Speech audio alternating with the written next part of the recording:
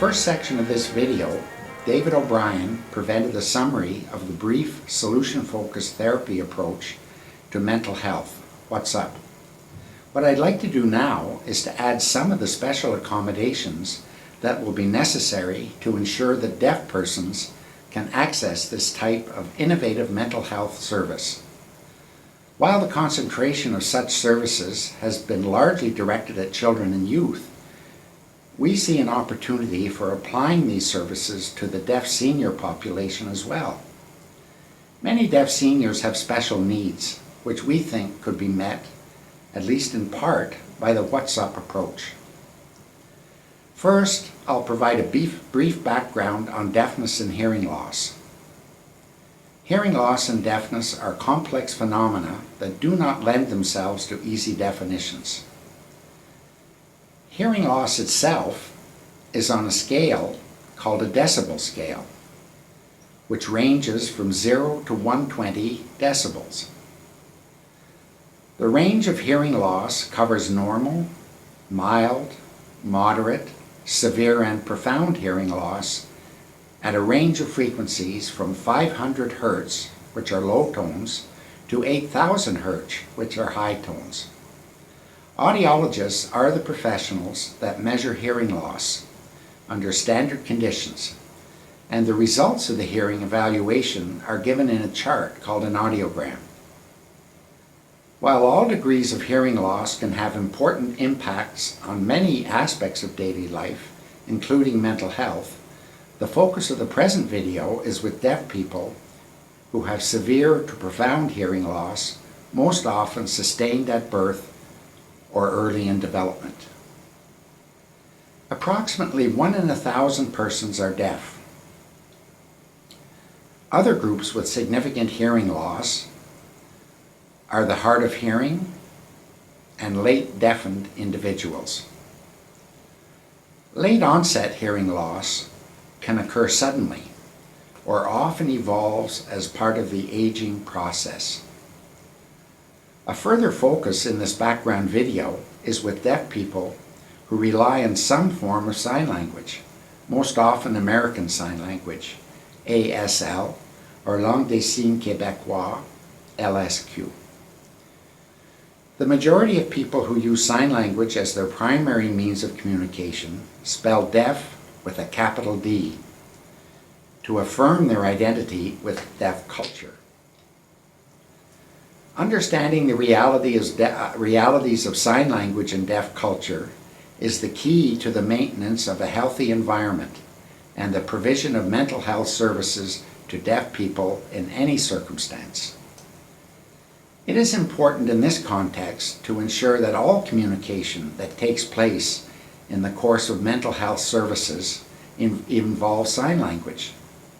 For the present purposes, that would be ASL or LSQ for the Francophone population. In most cases, this is done through the use of a specially trained and certified sign language interpreter. The provision of interpretation ensures that the deaf person can communicate and interact with the mental health service provider in a meaningful way. The ideal situation occurs when the mental health professional can sign themselves, thus eliminating the need for the interpreter. Unfortunately, at the present time, there are few such professionals available, and current efforts are being made to increase the number of such trained professionals who may themselves be deaf and know about deafness firsthand. In this context, it is sometimes necessary to employ the services of a specially trained deaf interpreter, or DI, who can provide additional insight and communication expertise. It's important to note that the simple use of interpreters by itself is often not adequate to ensure complete communication. It's important for mental health professionals to know about deaf realities and deaf culture in greater detail. They need to know about the differential impact of different degrees of deafness, of hearing loss, age at onset of deafness, the possibility of multiple disabilities, such as deaf blindness, and many other factors.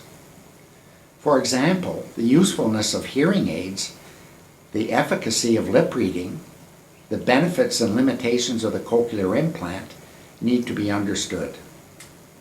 Professionals also need to be aware of the impact of early communication deprivation due to limited and even failed educational policies of the past. It's essential for professionals in the mental health field to be aware of the special issues that many, if not most, deaf people experience. Professionals need to know that reading and writing are often not an effective means of communication, so standard health information materials may be very confusing and ineffective. Mental health itself has a long and troubling past for many deaf people. The use of the now outdated, even offensive terms deaf and dumb or deaf mute can be very disturbing to deaf people and their families. The use of these terms reaches back to a time when deaf people were thought to have limited intelligence, and deafness itself was often thought to be a mental health condition. A number of studies have now been completed that suggest that the occurrence of mental health conditions in the deaf population is up to 3 times greater than that in the hearing population. All of these studies of mental health and deafness attribute this higher prevalence of mental health conditions to environmental conditions due to negative early experiences in education and to negative conditions in society in general. Hearing loss by itself, however, severe, does not cause a mental health condition for deaf people. The problem lies with the way society as a whole views deafness and deaf people. The best advice I can give if you are a mental health professional or a mental health service provider is to always first contact a sign language interpreter. Equally important, however, is to take proactive steps in advance to acquire basic knowledge about deafness and deaf people so that the service can be effective and meaningful for the deaf person. The field of deafness has a pressing need to involve highly qualified mental health professionals to help address the challenges of wellness and mental health in the deaf population.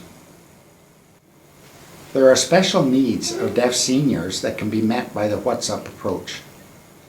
At the present time, the Bob Rumble Canadian Centre of Excellence for the Deaf offers a number of programs and services for deaf seniors aged 65 and older, which provides opportunities to be in the community with one another and to enhance individual well-being.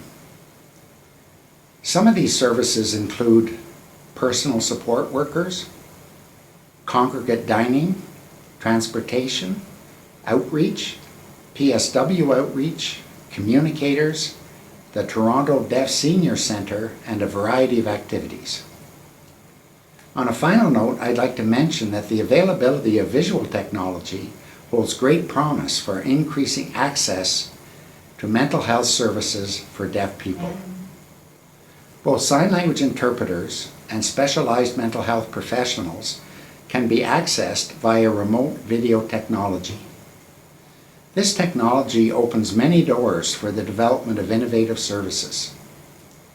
For further information about deafness and mental health, please see the references at the end of this video, and for further information on deaf seniors, contact the Bob Rumble Canadian Centre of Excellence for the Deaf.